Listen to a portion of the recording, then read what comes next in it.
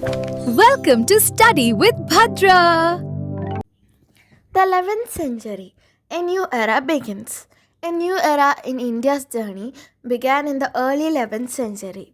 Now let's first understand, what does the 11th century mean?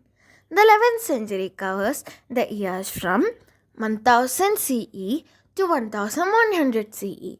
So remember, a century always ends with the year written in its name. So the 11th century ends in 1100 and the 100 years before that, from 1000 to 1100, belong to the 11th century. So after the year 1000 CE, India entered a new phase of history. Invasions from beyond the Hindu Kush. From this time onwards, invasions began arriving from beyond the Hindu Kush mountains. These invasions reshaped and changed India's political map. Now let's look at this region. The Hindu Kush mountains are partly in Pakistan and mostly in Afghanistan. Above India, you will find the Karakoram range, and connected to it is the mighty Himalayas. Between these mountain systems lies the Hindu Kush, a region of great historical importance. Well, why is Hindu Kush so important? The Hindu Kush acted like a gateway to India. It was a main route used by invaders and traders coming from Central Asia to India. Armies, merchants, scholars, and travelers all passed through these routes. Because of this, most of the major invasions into India came from the other side of the Hindu Kush mountains. So, what happened next? From the early 11th century onwards, these invasions had a huge impact. They did not just change the rules, they reshaped the boundaries, power structures, and political map of India. And this is where the story of our chapter truly begins. Friends, there is no doubt that India has seen many wars in earlier times too. From the ancient period itself, kingdoms and rulers within India often fought among themselves. But something very different happened after 11th century. A spate of invasions. At this time, India faced what we call a spate of invasions. Spate means a flood or a large number happening one after another. So, in this period, there was a flood of invasions, not just a few wars, but continuous invasions from outside the subcontinent. And remember, these were not just wars within India, where one Indian kingdom fought against another. No, these were invasions coming from outside the Indian subcontinent, from regions beyond the Hindu Kush mountains. Why was this unprecedented? This wave of invasions was unprecedented, something that had never happened before in Indian history. Yes, India had always seen warfare, but never before had there been such a large number of foreign invasions, one after another, reshaping India's political map. So, friends, this period makes a turning point, a time when foreign powers entered India again and again, changing not only the rules but also the very boundaries of kingdoms. Friends, now let's see who these invaders were and why they kept coming to India. Where did they come from? Many of these invaders were from Central Asia. If we look at the world map, India lies in South Asia. Central Asia refers to the region that includes today's Kazakhstan, Uzbekistan, Kyrgyzstan, Tajikistan, and Turkmenistan.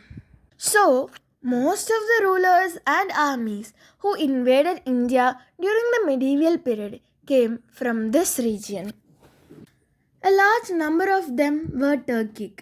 Now, what does Turkic mean? It refers to the people, languages, and cultures that were historically spread across a vast region, from Central Asia to Turkey, and even up to Siberia. So, anyone belonging to this wide cultural and ethnic group was called Turkic. And then we have Afghans. Another group of invaders came from Afghanistan, particularly from the regions near the Hindu Kush mountains. As we said earlier, the Hindu Kush was the main gateway through which travelers, traders, and also invaders entered India. And here lies the main question: why were they drawn to India? Now, why did they come to India again and again? There were three main reasons. Reputed riches. India was known all over the world for its wealth and prosperity.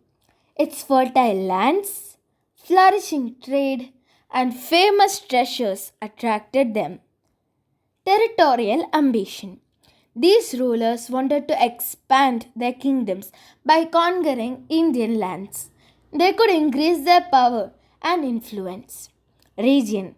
Some invaders also came with the aim of spreading their own region, and many times they tried to do so by force or violence, imposing their beliefs on the people.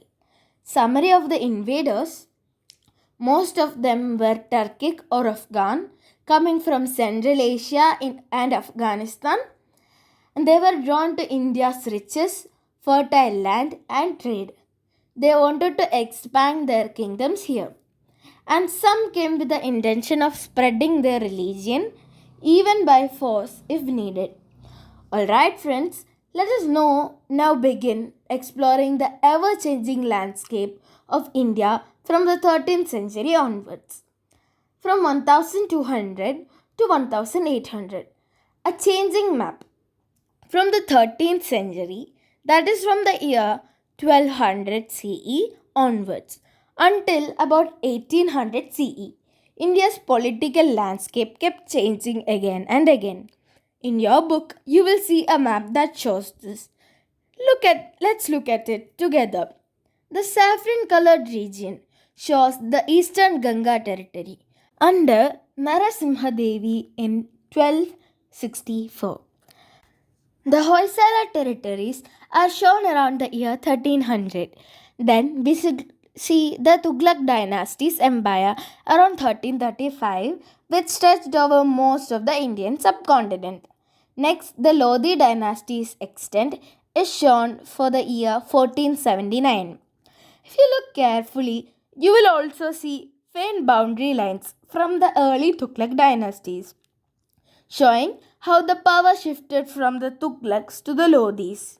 Some important cities are also marked in this map: Peshawar, Delhi, Gwalior, Jaunpur, Jajnagar, Konark, Duwalatabat, Hali, Madurai, etc.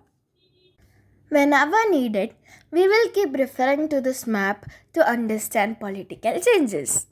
Monuments of the time. Now let's look at some pictures from this period. Figure 2.4 shows the Qutub Minar, one of the Delhi's most famous landmarks. Figure 2.5 shows Quwwat-ul-Islam Mosque, which means the might of Islam. This mosque is located inside the Qutub Minar complex in Delhi. The construction began in the time of Qutb-ud-Din Aibak, the early 13th century, around 1210 to 1220, and it was later completed by the sultans. Inscriptions on the mosque. They state that materials from 27 destroyed Hindu and Jain temples were used in its construction. If you look closely at the pillars and walls, you can still see the carvings and patterns that came from those temples. This shows us how conquest and construction were linked in its period.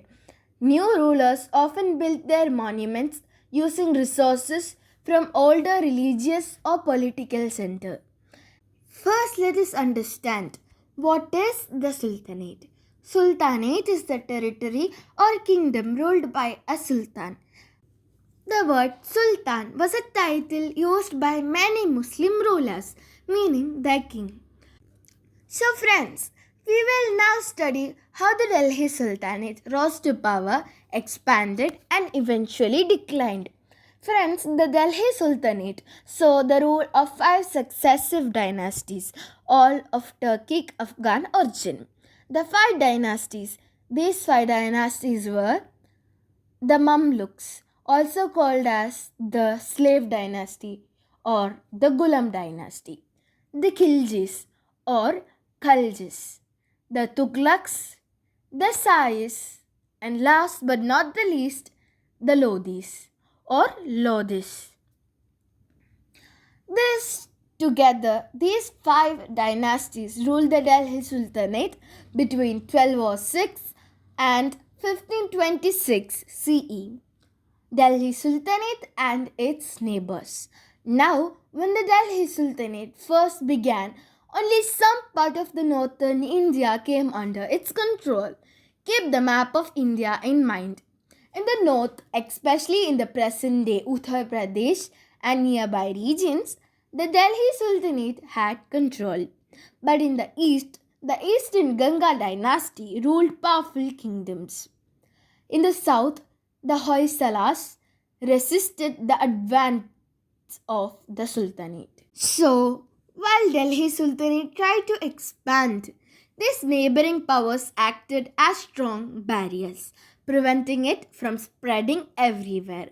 At the same time, these kingdoms, like the Eastern Gangas and the Hoysalas, emerged as thriving centers of art, culture, and administration.